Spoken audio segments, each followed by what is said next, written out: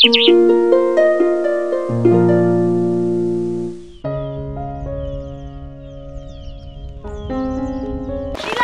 শুরু হয়েছে একদম রোডোডেনড্রনের সামনে।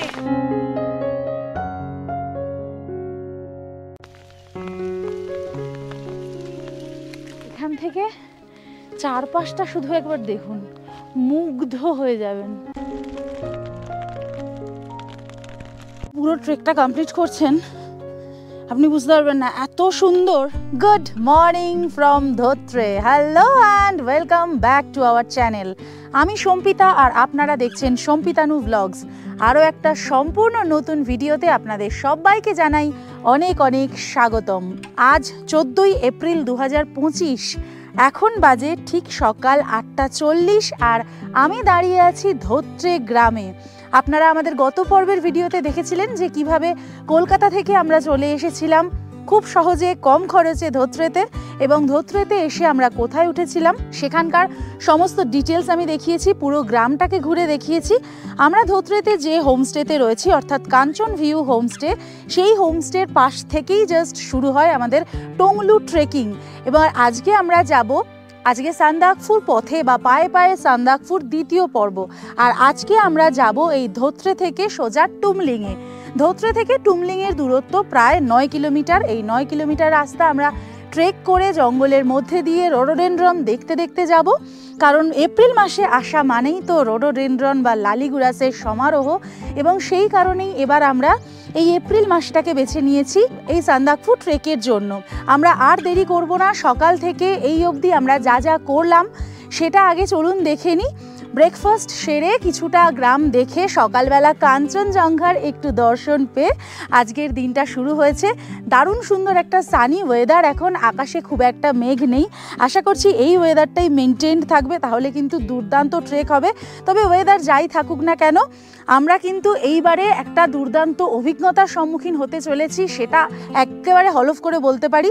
আমাদের 12,500 পরিবারকে আমরা সাথে নিয়ে এই পথ চলা শুরু করলাম। আপনাদের সকলের ভালোবাসা, আশীর্বাদ, সাহচর্য আমাদের সাথে সবসময় রয়েছে, সেটা আমরা ফিল করতে পারি, এবং সেজন্য আপনাদের কাছে আমরা আন্তরিকভাবে কৃতজ্ঞ। চলুন আর দেরি না করে তাহলে শুরু করে ফেলা যাক আমাদের আজকের ধোত্রে থেকে টুমলিং যাওয়ার আর একটা নতুন গল্প। ধোত্রে ফরেস্ট ভিলেজে আমাদের সকালটা শুরু হয়েছিল কাঞ্চনজঙ্ঘার সামান্য দর্শন আর পাখিদের কলতান দিয়ে। ঠিক সকাল 8টা বাজে আর আমরা বসে পড়েছি আমাদের কাঞ্চন ভিউ হোমস্টেতে ব্রেকফাস্টের জন্য। ব্রেকফাস্টে নিয়েছি সেই পুরি, সুন্দর পুরি, গরম গরম। এগুলো কিন্তু আটা দিয়ে বানানোরা, সেই জন্য আরও বেশি ভালো লাগে খেতে। আমরা এখানে কিছু খাবো আর 2-3টে নিয়ে নেব রাস্তায় যদি লাগে। আর এই সবজি, তার সাথে পেঁয়াজ কাঁচা লঙ্কা আছে, আর এই ছোট্ট চাটনির জায়গাটা আছে। চটপট ব্রেকফাস্ট করে ফেলি, কারণ আমরা যত তাড়াতাড়ি বেরোবো এখান থেকে তত তাড়াতাড়ি আমরা টুমলিং পৌঁছবো।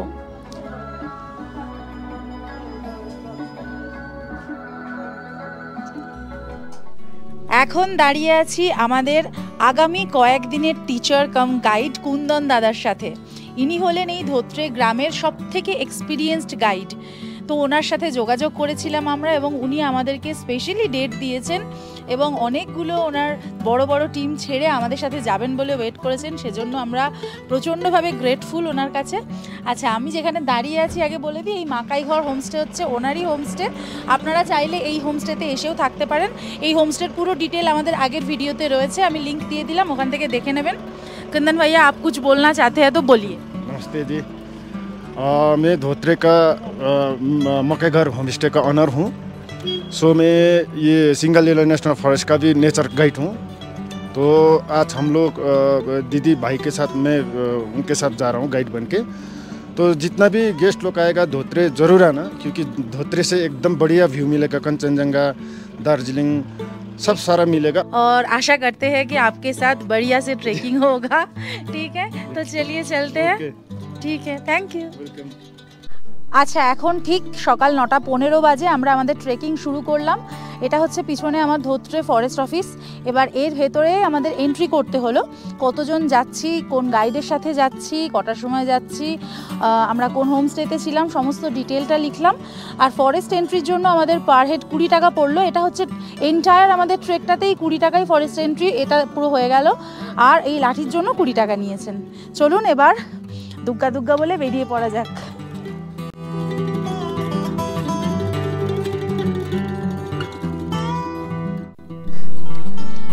আমরা এখন Dhotrey forest village primary school মাঠে চলে এসেছি। এই জায়গাটা হচ্ছে ধোত্রেতে আমার সবচেয়ে প্রিয় জায়গা। এত সুন্দর লাগে এই স্কুলটা, এই পুরো মাঠটা, পিছনে পাইন ফরেস্ট, আর এই মাঠ পেরিয়েই টংলু যাওয়ার রাস্তা। ডান দিকে স্কুল আর বাঁ দিকে এখান থেকে দার্জিলিং পাহাড়। প্রাইমারি স্কুল মাঠ ক্রস করবার পরেই আসল আমাদের পথ শুরু হলো। আর এখান থেকেই শুরু হলো রোডোডেনড্রন বা লালিগুরাসের সমাহার। এই সিঙ্গলীলা পর্বতে প্রায় 18 ধরনের রোডোডেনড্রন ফুল পাওয়া যায়। আমার পাশে যে রোডোডেনড্রন গাছটা রয়েছে, এটায় গোলাপি রঙের যে ফুলগুলো রয়েছে বেশিরভাগই ঝরে গেছে গতকালের বৃষ্টির জন্য। এই ফুলগুলো মেডিসিনাল প্ল্যান্ট হিসাবেও পরিগণিত হয়, কারণ এই ফুল শুকিয়ে সেখান থেকে টনসিলের, গলার খুসখুসের, কাশির নানান রকম ওষুধ তৈরি করা হয়। আমরা যত এই পথ ধরে এগোবো এরকম বিভিন্ন ধরনের রোডোডেনড্রন কিন্তু আমাদের পথে আমাদের সাথ দেবে। সামনে এই যে সাদা রঙের রোডোডেনড্রন দেখা যাচ্ছে, এটা কিন্তু আবার পয়জনাস।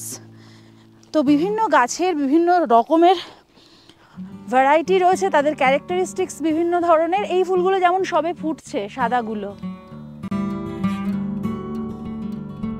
খানিকটা উঠে এসে আমরা সামনে এরকম একটা পবিত্র স্থান দেখতে পাচ্ছি। এটার ব্যাপারে দাদা আমাদেরকে একটু বলুন। ये बुद्धिस्ट का मानेवाल बोलते हैं। अच्छा। ठीक है, जब आदमी गुजर जाता है, गुजरने के बाद उसका अंतिम संस्कार के बाद ये मानेवाल बनाता है उसका आत्मा का शांति के लिए।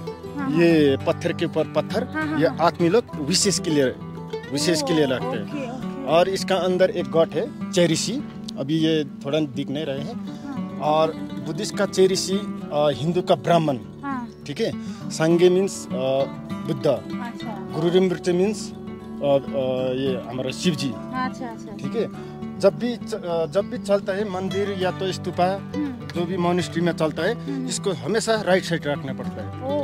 ठीक है, और ये जब भी ये हम लोग क्रॉस करके मतलब आते हैं ना, ये लाखों प्रे लिखा हुआ अंदर डालते हैं ना, वो हमारे इंसान के लिए। लेकिन जो आदमी मर गया उसका जैसे कि आत्मा को शांति के लिए और पुनर्जन्म में अच्छा जन्म लो, ऐसा सोच के पूरा मतलब 49 डेज या तो 21 डेज में पूजा पाठ करते हैं। Thank you. যত আমরা এগোচ্ছি আমাদের সামনে তত রোডোডেনড্রনের গাছ চলে আসছে। আগের বারে এইখানে দেখেছিলাম সাদা ফুল ছিল, আজকে গোলাপি রঙের এই ফুলগুলো ফুটে রয়েছে এখনো।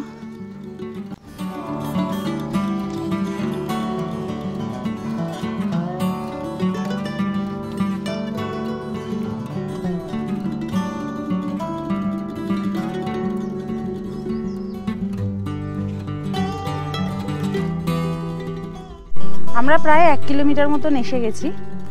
এই জায়গাটা হচ্ছে পুরো রোডোডেনড্রনের স্বর্গ। যেমন প্রচুর গাছে ফুটে আছে, তেমন কিন্তু এখনো অনেক গাছ আছে কুঁড়ি, এগুলো ফোটেনি, কিছুদিন বাদে থেকে ফোটা আরম্ভ করবে।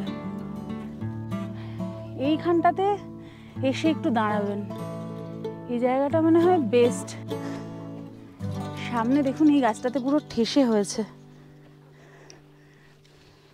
এটা হলো প্রথম রেস্টিং প্লেস পুরো জায়গায়। ওই 1 কিলোমিটার আসার পরেই এই রেস্টিং প্লেসটা পড়বে। গাইড দাদার কথা অনুযায়ী, কুন্দনদার কথা অনুযায়ী এখানে একটু বসে রেস্ট নিচ্ছি, আশপাশের বিউটিটাকে একটু ভালোভাবে এনজয় করছি। আর এত সুন্দর ওয়েদার।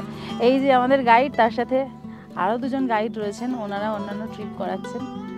তো এখন প্রচুর ট্রেকার্স যাচ্ছেন আর কি। এই সময়টা তো এই ফুল দেখবার সিজন, সেজন্য প্রচুর মানুষ সকাল থেকে যাচ্ছেন, ছোট বয়স্ক নির্বিশেষে।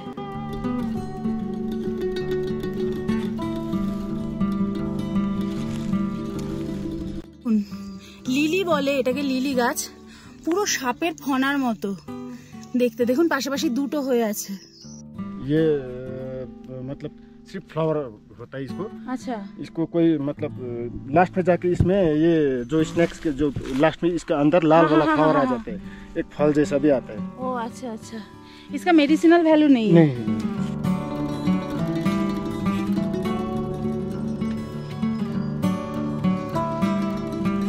রাস্তার ওপরে গাছে যত ফুল, পথেও অতখানি ফুল বিছিয়ে যেন আমাদেরকে ফুল বিছানো পথে সাদর অভ্যর্থনা জানাচ্ছে।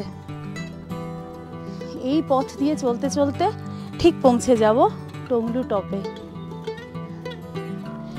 এই যে রাস্তাটা দিয়ে আমরা যাচ্ছি, মানে ধোত্রে থেকে টংলু হয়ে, এই রাস্তাটা কিন্তু ব্রিটিশ আমলের রাস্তা।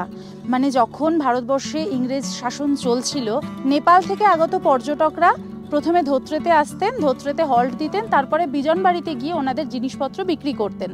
এই বিজনবাড়ি কথার অর্থ হচ্ছে বিজন মানে সিড বা বীজ, আর বাড়ি মানে হচ্ছে এগ্রিকালচার। তো প্রথমে ওই বিজনবাড়িতেই ইংরেজরা চা চাষ শুরু করেন এবং তারপর এইখান থেকেই ওনারা কিন্তু যাতায়াত শুরু করেন। এটা হলো ব্রিটিশ আমলের রাস্তা।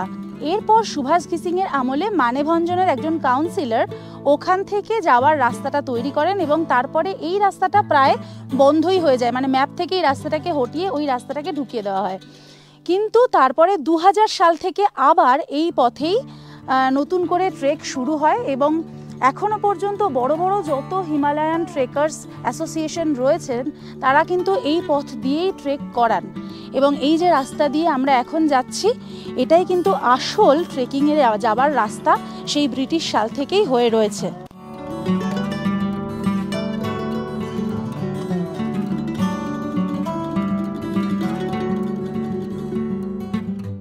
সেকেন্ড রেস্টিং প্লেসের প্রায় কাছাকাছি চলে এসেছি, সামনেই সেকেন্ড রেস্টিং প্লেস, আর তার মানেই আমাদের 2.5 কিলোমিটার পথ চলা শেষ। এই জায়গাটা থেকে চারপাশে দারুণ ভিউ আছে, আগেরবার এই ভিউটা মিস করেছিলাম।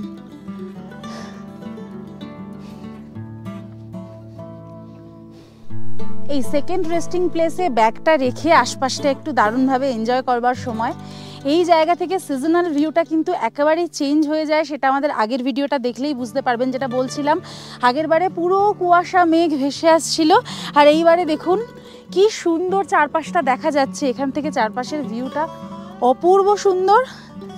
এই রাস্তা ধরে আমরা এলাম, সামনে একটা ফরেনার একদম গ্রুপ রয়েছে।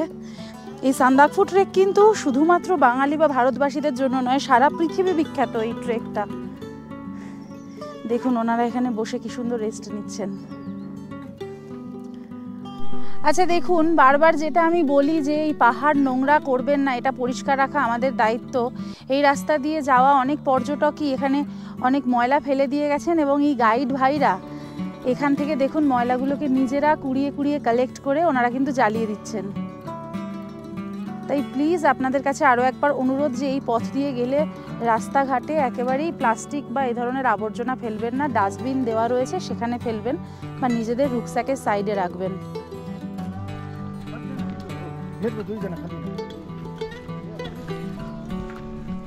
আমরা আবার চলতে শুরু করলাম। কোথাও কোথাও রাস্তা একেবারেই সরু সংকীর্ণ হয়ে গেছে, কিন্তু অসম্ভব বিউটিফুল। যতক্ষণ না আপনি পুরো ট্রেকটা কমপ্লিট করছেন আপনি বুঝতে পারবেন না এত সুন্দর এই রাস্তার বিউটি। সেই কারণেই কিন্তু ওয়ার্ল্ডের বেস্ট ট্রেকগুলোর মধ্যে এই সান্দাকফু ট্রেক অন্যতম।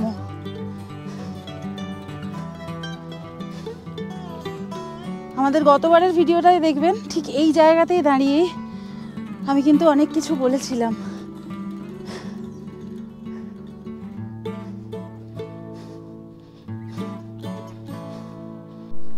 একটু আগে কেন বলছিলাম যে সবথেকে সুন্দর বা অন্যতম সুন্দর ট্রেকিং রুটগুলোর মধ্যে এটা একটা, জাস্ট একটু বেরিয়ে এসে সামনে ভিউটা দেখুন কি অপূর্ব সুন্দর। এই ক্লিয়ার ওয়েদার থাকলেই এই ভিউটা সম্ভব। এগুলো কিন্তু আগের বারে আমরা কিচ্ছু দেখিনি। এখান থেকে পরিষ্কার দার্জিলিং, তার পাশে টাইগার হিল, তার নিচে সমস্ত টি স্টেটগুলো দেখা যাচ্ছে, আর নিচে রোডোডেনড্রনের ফুল কিছু হয়ে রয়েছে, তার মধ্যে থেকে এই ভিউ অপূর্ব।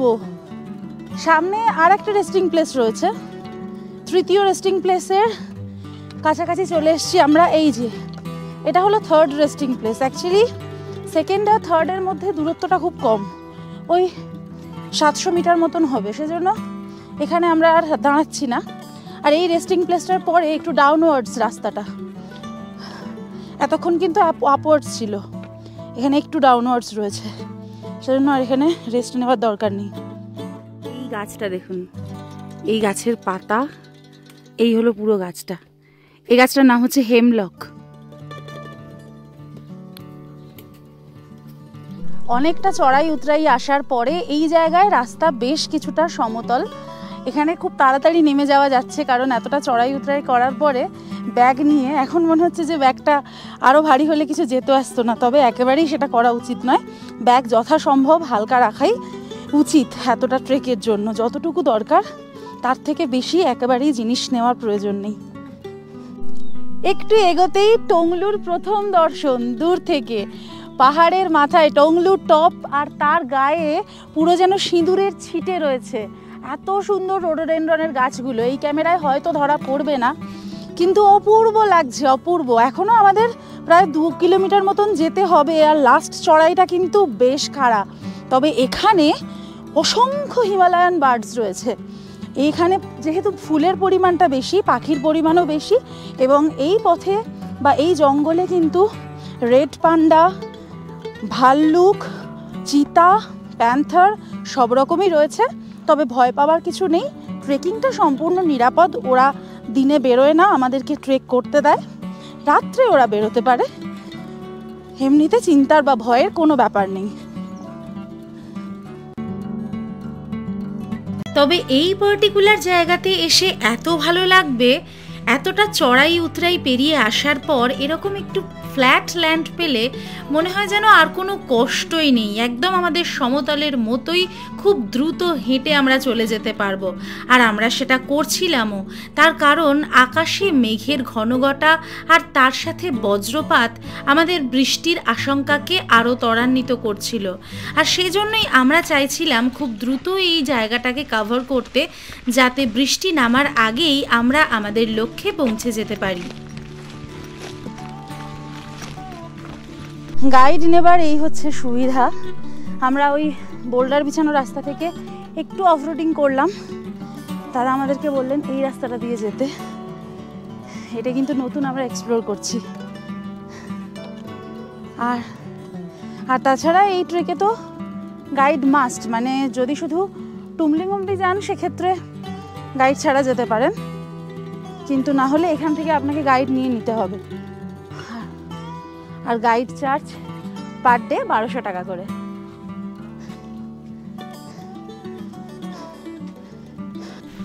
দেখুন, আমরা বেশ কিছুটা উঠে আসার পরে হঠাৎ করে মেঘে চেপে গেল এবং বৃষ্টি শুরু হলো, শিলাবৃষ্টি শুরু হয়েছে। আর এই যে রেনকোটটা, এটা আমরা ধোত্রে থেকে 150 টাকা দিয়ে কিনে নিয়েছিলাম, এইটা পরে ফেলেছি। আর ছোট ছোট শিল পরে বৃষ্টিটা হচ্ছে। আমরা একদম লাস্ট যে ল্যাব তার ঠিক আগে চলে এসেছি।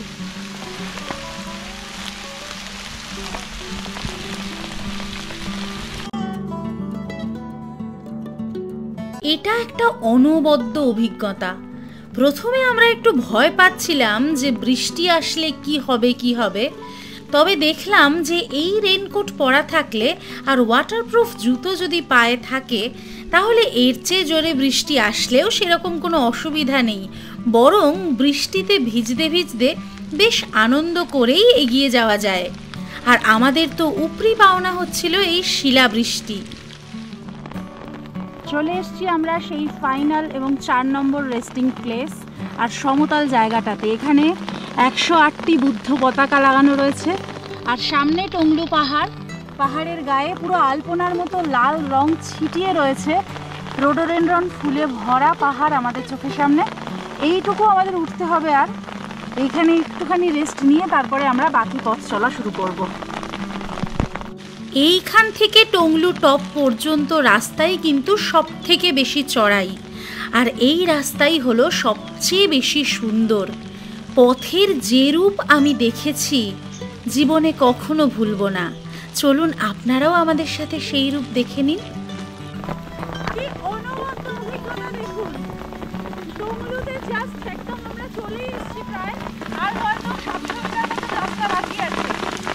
শিলাবৃষ্টি শুরু হয়েছে একদম রোডোডেন্ড্রনের সামনে। কি হারে শিলা পড়ছে দেখুন, পুরো বরফ পড়ার মতো, স্নোফলের মতো শিলাবৃষ্টি হচ্ছে।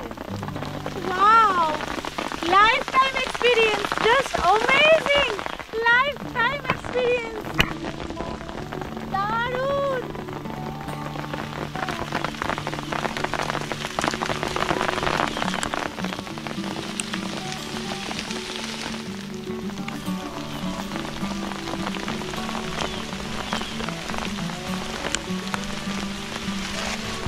এবার আপনারাই বলুন, এরকম একটা স্বপ্নের মতো সুন্দর পথ দিয়ে চলতে চলতে আর কি কোনো ক্লান্তি, কোনো কষ্ট অনুভূত হয়? আমাদেরও হচ্ছিল না। এই পথে উঠতে উঠতে একটা জায়গা কিন্তু অনেকগুলো ফুলের গাছ কনসেন্ট্রেটেড হয়ে রয়েছে এবং এখানে কিন্তু বিভিন্ন রঙের ফুলের মানে সমারোহ হয়ে রয়েছে। এত কালারফুল এই জায়গাটা, তার সাথে যেহেতু বৃষ্টি হয়েছে সকলেই রেনকোট চাপিয়েছেন গায়ে। এই রেনকোটটা তো এইখানের লোকাল, বেশ কালারফুল, সবাই বেশ কালারফুল হয়ে গেছেন যাত্রীরা যারা যাচ্ছেন, খুব ভালো লাগছে। আর একটু আগের এই শিলাবৃষ্টিটা জাস্ট অ্যামেজিং একটা এক্সপিরিয়েন্স হলো। দেখুন এখানে কিভাবে বিছিয়ে পড়ে রয়েছে, দেখুন এই যে বৃষ্টিটা হচ্ছে না, বৃষ্টিতে ঝরে যাচ্ছে। বৃষ্টি কম হলে বেশি দিন থাকে, এরকম বৃষ্টি হলে ঝরে যায় তাড়াতাড়ি।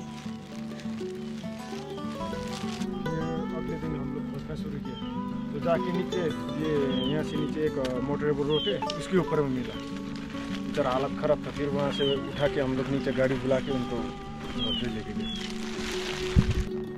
না, আজ বোধহয় শিলাবৃষ্টি আমাদের পিছু ছাড়বে না। তবে ওয়েদার কিন্তু বেশ সহনীয় ছিল, মানে ওই 15 ডিগ্রির আশেপাশে, ঠিক যে আবহাওয়াটা থাকলে দারুণভাবে ট্রেক করা যায়। আর এখান থেকে আশপাশটা শুধু একবার দেখুন, স্বর্গের চেয়ে কম কিছু বলে একবারও মনে হবে না।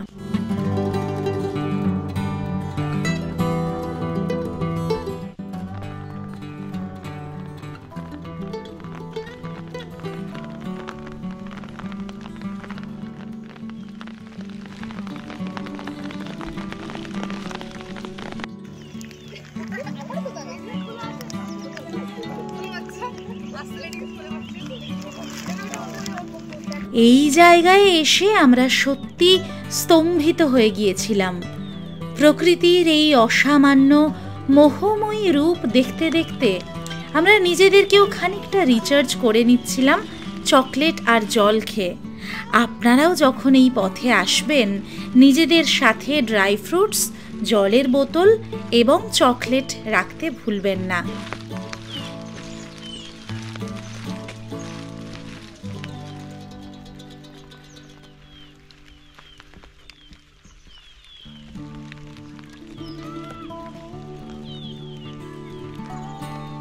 যত আমরা টংলুর টপের দিকে এগোচ্ছি, তত যেমন বাড়ছে ফুলের গাছ, তেমনি পাখির কলরবটা শুনতে পাচ্ছেন।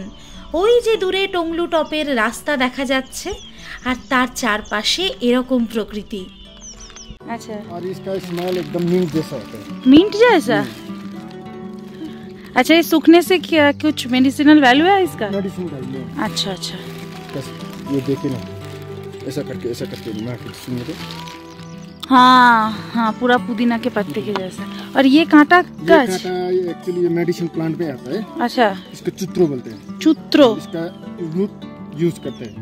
अच्छा, किस चीज के लिए? ये जो बुखार आता है, हाँ हाँ हाँ, है ना, बुखार के टाइम में, जो सर्दी का टाइम में, इसका रूट हम लोग निकाल के उसका पीट के फिर बॉयल करके इसका सूप पीते हैं। अच्छा अच्छा, खट्टा होता है इसका। আমরা একেবারে টংলুর কাছাকাছি চলে এসেছি। মানে এই যে ওপরে ওঠার রাস্তাটা, বারবার আমাদেরকে থমকে দাঁড়াতে হচ্ছে, কারণ এই রাস্তাতেই বেশ কিছু জায়গায় লালিগুড়াস পুরো একদম কনসেন্ট্রেটেড হয়ে রয়েছে। পিছন দিক থেকে মেঘটা ভেসে আসছে, আর দূরে যে ভ্যালিটা রয়েছে সেখানে রোদ পড়েছে, আর চারপাশে এখানে গাছটা দেখুন, লালিগুড়াস পুরো ভরে রয়েছে, তার সাথে পাখি, তার সাথে এই দূরে ভ্যালিতে সূর্যের আলো, সব মিলিয়ে সত্যি একটা স্বর্গীয় পরিবেশ। ওড়না ওড়ায় বর্ষার মেঘে দিগঙ্গনার নৃত্য, হঠাৎ আলোর ঝলকানি লেগে ঝলমল করে চিত্ত। নাই আমাদের কনক চাঁপার কুঞ্জ, বনবিথিকায় কীর্ণ বকুল পুঞ্জ। হঠাৎ কখন সন্ধ্যা বেলায় নামহারা ফুল গন্ধ এলায়, প্রভাত বেলায় হেলা ভরে করে অরুণ কিরণে তুচ্ছ, উদ্ধত যত শাখার শিখরে রোডোডেনড্রন গুচ্ছ। ঘড়িতে সময় ঠিক দুপুর 1:30, আর আমরা পৌঁছে গেলাম আমাদের আজকের ডেস্টিনেশন বলবো না, হাফ ডেস্টিনেশন, টংলু টপে।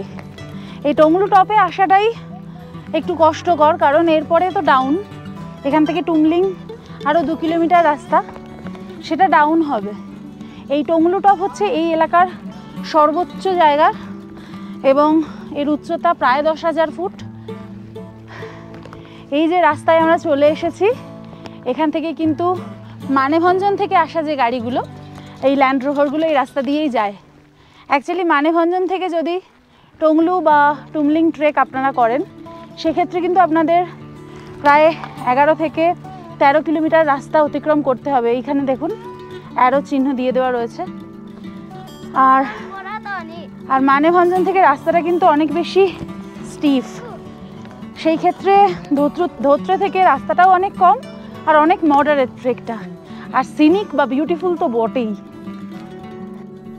আর এই রাস্তায় এইরকম বোলেরো বা ল্যান্ড রোভার ছাড়া কিন্তু আর আপনারা অন্য কোনো গাড়ি দেখতে পাবেন না, 4x4 গাড়ি চলে।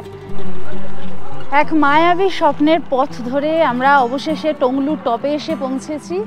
এখান থেকে একদম ভিউ পয়েন্টের সামনে থেকে এখন দেখুন ভিউটা কীরকম, অনেকটাই খোলা আছে আজকে। এর আগের বারে তো এইটুকু ভিউও পাইনি। সামনে তো লালিগুড়াসের গাছগুলো অপূর্ব লাগছে, এখান থেকে কিন্তু পুরো কাঞ্চনজঙ্ঘা রেঞ্জটা দুর্দান্ত দেখা যায় পরিষ্কার আবহাওয়া থাকলে। আর এইখানে একদম ওয়াচ টাওয়ার থেকে কয়েক পা এগিয়ে গেলেই সামনে রয়েছে জিটিএ ট্রেকার্স হাট।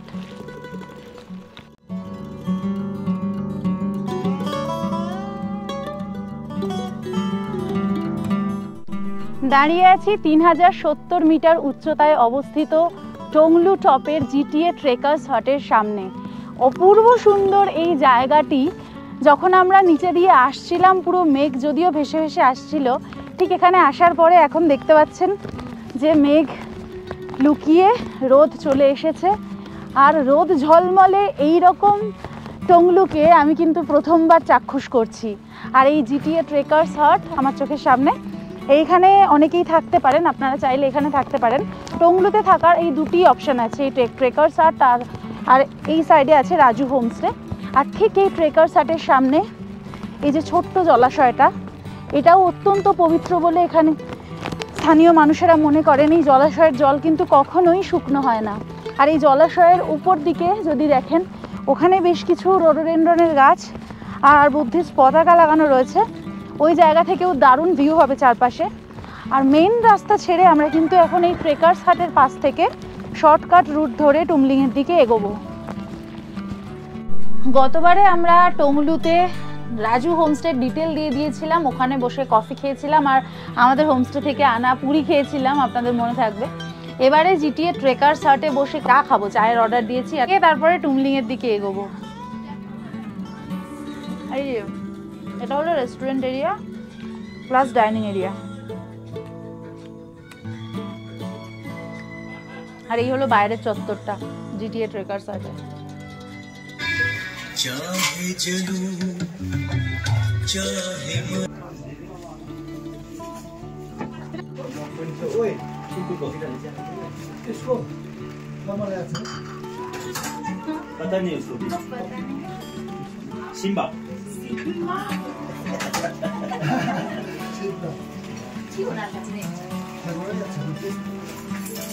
आज इसको नौरन इसको सिम्बा मैं ये दूंगा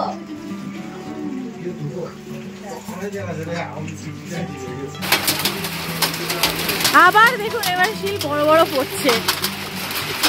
টংলুতে একটু চা খেতে বসলাম, আবার শুরু হয়ে গেল।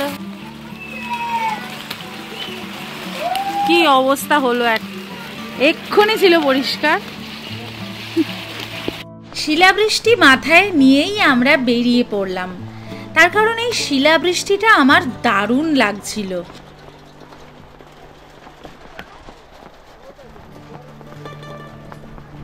ওই হলো টংলু টপ। ওখান থেকে এখন আমরা শর্টকাট রাস্তা ধরে এগোচ্ছি টুমলিংয়ের দিকে। আর এই যে রাস্তাটা, আর এখান থেকে টুমলিংকে এতদিন শুধু ছবি আর ভিডিওতে দেখেছি, কিন্তু এই শিলাবৃষ্টিকে নিয়ে মানে যেন মনে হচ্ছে ঈশ্বর আমাদেরকে আশীর্বাদ স্বরূপ এটা দিচ্ছেন। এতটুকুও অসুবিধা হচ্ছে না, তার সাথে এত সুন্দর একটা ওয়েদার, তার সাথে দূরে দেখা যাচ্ছে টুমলিং, অনবদ্য অনবদ্য। অত্যন্ত সন্তর্পণে আমরা এই রাস্তা ধরে এগোতে লাগলাম। সন্তর্পণে এগোচ্ছিলাম তার কারণ বৃষ্টি পড়ার ফলে এই মাটির রাস্তা বেশ কিছুটা বিপজ্জনক হয়ে উঠেছিল। তবে তুষারপাত না পেলেও এই শিলাবৃষ্টি চারপাশে যে এক মায়াবী আবহ তৈরি করেছিল তা চিরকাল আমাদের মনের মণিকোঠায় সযত্নে তোলা থাকবে। এবার নিশ্চয়ই আপনারা বুঝতে পারছেন কিভাবে এই শিলাবৃষ্টি আমাদের চলার পথে সাথ দিয়েছিল।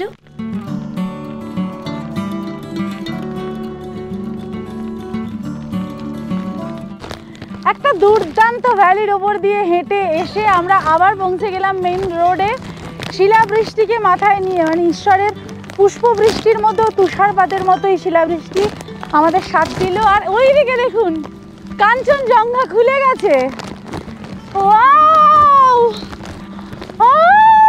অ্যামেজিং, দুর্দান্ত।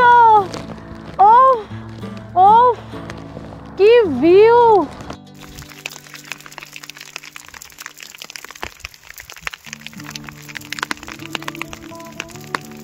এইখান থেকে দেখুন টুমলিংকে যেমন দেখা যাচ্ছে, পুরো ভিউটা মানে চায়নার সেই গ্রেট ওয়ালের মতন একটা লুক। কি যে দারুণ লাগছে, কি বলবো। কিন্তু আকাশে কালো করে এসছে মেঘ, আর বেশি দাঁড়ালে হবে না। টুমলিংয়ের কাছাকাছি আসার সাথে সাথে ঝেঁপে এলো শিলাবৃষ্টি, আর আমরা তার মধ্যে থেকেই অনির্বচনীয় এক আনন্দের অনুভূতিকে মেখে তাড়াতাড়ি এগিয়ে চললাম আমাদের টুমলিংয়ের হোমস্টের দিকে। আমরা চলে এসেছি টুমলিংয়ে। এখানে এসে পৌঁছানোর পর এই জায়গায় বেশ কতগুলো হোমস্টে রয়েছে। একদম সামনেই দেখতে পাচ্ছেন সিদ্ধার্থ লজ। এর সিদ্ধার্থ লজের পাশে আরও একটা ওদেরই সেকেন্ড চেন খুলেছে। এছাড়াও আরও অনেক হোমস্টে রয়েছে, আমি যতগুলো হোমস্টে ডিটেল পারবো আপনাদেরকে দিয়ে দেবো। আমরা যদিও সিদ্ধার্থ লজে থাকছি না। এখন আমরা চলে এসেছি টুমলিংয়ের গুরুং হোমস্টেতে। এখন প্রায় 3টে বাজে, আমরা দেরি করবো না, ঢুকে যাই হোমস্টের মধ্যে।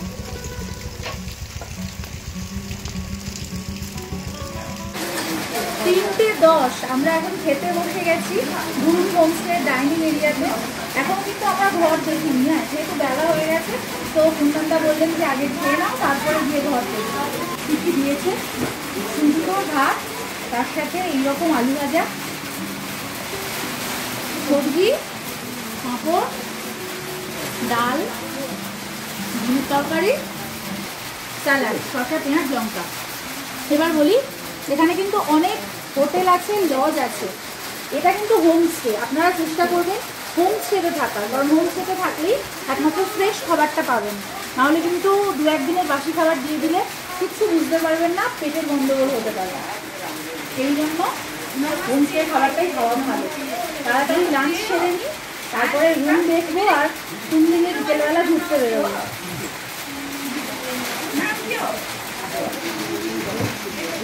হ্যাঁ, গরম গরম ভাত আর ডাল, আলু ভাজা, আর কি চাই।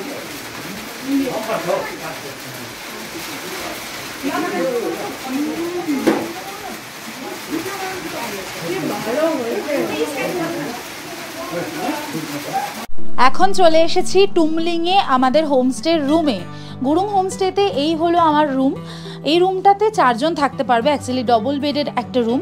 এদিকে একটা বিছানা রয়েছে জাস্ট দরজা থেকে ঢুকে, আর পিছনে একটা বিছানা রয়েছে, ওইদিকে একটা সাইড টেবিল রয়েছে, ব্যাস এইটুকুই, একেবারেই বেসিক। কিন্তু আর এই জায়গায় আপনি খুব লাক্সুরিয়াস কিছু মানে আশাও করা ঠিক নয় আর কি, আশা করবেন না।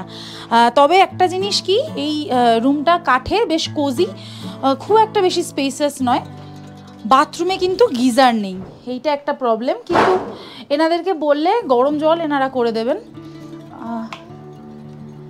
এই হলো বাথরুম, কোমরটা রয়েছে, অ্যাটাচ বাথ, এখান থেকে ছোট্ট একটা উইন্ডো রয়েছে, ছোট একটা আয়না রয়েছে, ব্যাস এইটুকুই। এই যা আচ্ছা, এইখান থেকে বিছানার ওপর থেকে ভিউ রয়েছে, আমি জুতো আর খুলছি না, এই জানলা সরালে কিন্তু সুন্দর একটা ভিউও পাওয়া যাবে। এই রুমের ভাড়াটা আমি স্ক্রিনে দিয়ে দিলাম, পার হেড পার ডে মোটামুটি ওই 800 থেকে 900 টাকা মতন ভাড়া পড়বে।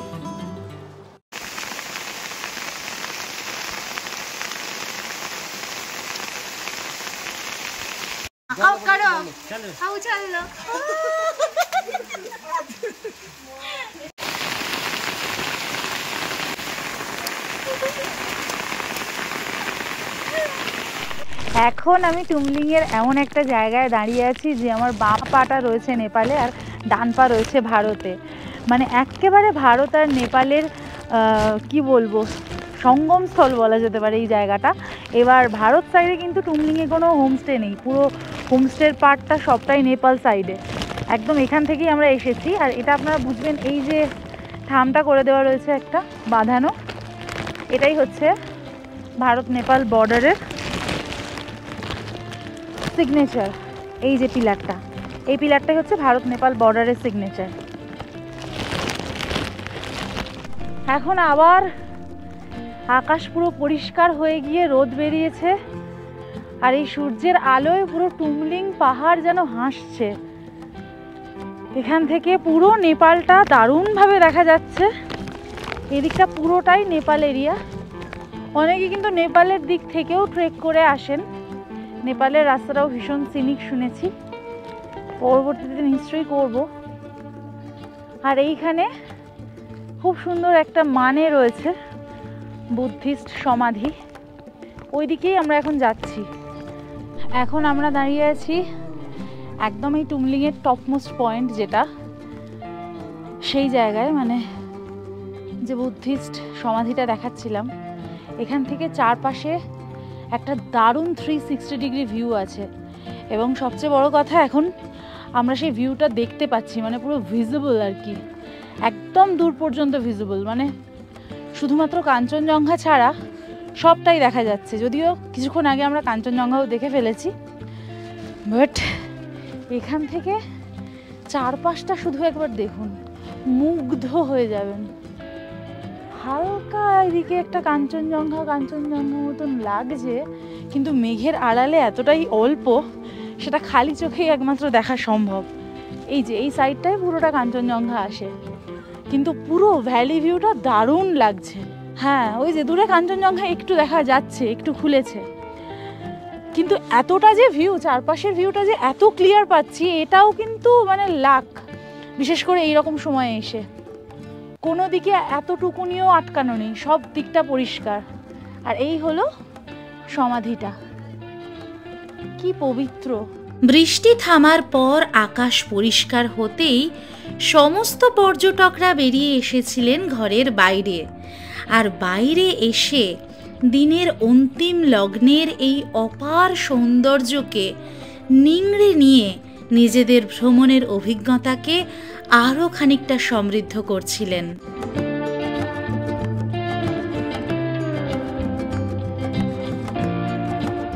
গোধূলির রং আকাশে বাতাসে ছড়িয়ে পড়ে টুমলিং হয়ে উঠেছিল এক সত্যিকারের ওয়ান্ডারল্যান্ড। আর এই অপার্থিব মুহূর্তকে প্রত্যেকেই চাইছিলেন তাদের মুঠো ফোনে বন্দি করে ধরে রাখতে। এখানে এই একটি মাত্র চায়ের দোকান রয়েছে, চা কফি, এবং সেটা প্রচণ্ডভাবে জনপ্রিয়, খুব স্বাভাবিকভাবে জমজমাট একদম। সানসেটটা হওয়ার পরে সবাই এখানে এসে ভিড় করেছে, তাদের মধ্যে আমরাও আছি। আর খুব কোজি ভেতরটা, এত আরাম লাগছে, বাইরে এত ঠান্ডা হাওয়া না, এখন বাইরে মনে হয় 4-5 ডিগ্রি হয়ে গেছে সানসেটটা হওয়ার পর, তার আগে ওই 8-10 ডিগ্রি মতন ছিল। এই চাটা খাবো।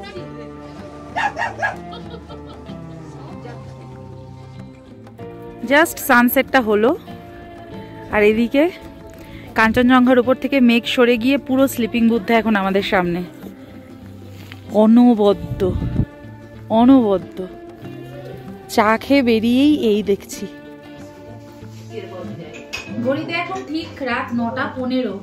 বসে গেছি আমাদের গুরুম হোমস্টে ডিনার টেবিলে। দারুণ ঠান্ডা পড়েছে, মানে এখন কত ডিগ্রি হবে, 3-4 ডিগ্রি হবে বাইরে, পুরো হাড় ফাড় কেঁপে যাচ্ছে। সেজন্য আমরা দেরি করলাম না। এখানে খুব সুন্দর রুটি দিয়েছে, রুটিটা ভালো এর মধ্যে দিয়েছে হটপটে।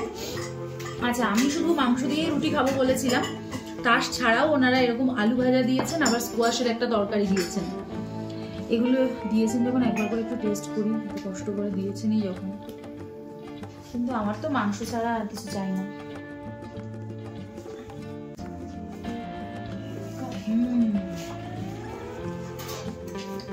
আচ্ছা, এটাই টেস্ট করবো।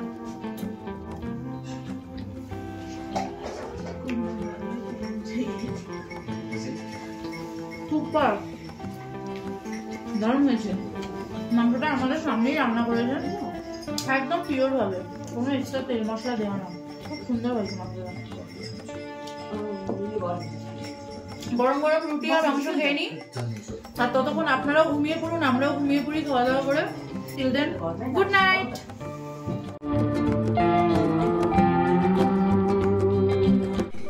সিদ্ধার্থ লজের ঠিক পিছনেই রয়েছে সৎকার লজ। ফোন নাম্বার আমি দিয়ে দিলাম, এখানে চাইলে আপনারা থাকতে পারেন। এই পথেই সৎকার লজের একদম পাশেই এখানে রয়েছে শিখর লজ। এটাও বেশ সুন্দর, ভালো পজিশনে, এখান থেকে ভিউও ভালো পাবেন। এই হলো শিখর লজের পুরো ভেতরের পরিবেশটা, আমার কাছে কিন্তু বেশ ভালো লাগছে। আর এখান থেকে চারপাশের ভিউটা হচ্ছে এইরকম, খুব সুন্দর। এই হলো সিদ্ধার্থ লজ। এই সিদ্ধার্থ লজের ফোন নাম্বার দিয়ে দিলাম, এখানে চাইলে আপনারা এসে থাকতে পারেন।